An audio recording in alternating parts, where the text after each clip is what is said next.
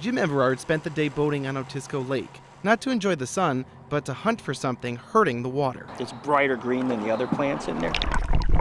When this state biologist finds a patch, he grabs every single one. As you start pulling it in, there's going to be different roots. Turtle Bay is full of water chestnuts, a slimy weed considered an invasive species that takes over the water. They kind of choke off all vegetation. That could limit the habitat for fish and other species.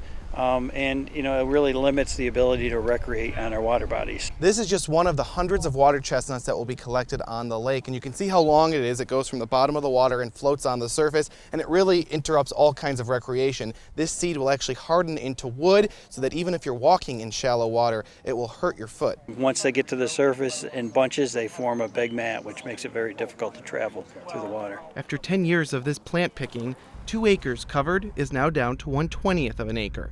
The DEC isn't doing this alone. Their boats are joined by volunteers from the Otisco Lake Preservation Association, people who live on these shores. Water has become more of an issue, especially with out west, the droughts and such. We are very fortunate in this area to have the Finger Lakes as a freshwater lake. Fresh water, thanks to a little help from the people who use it.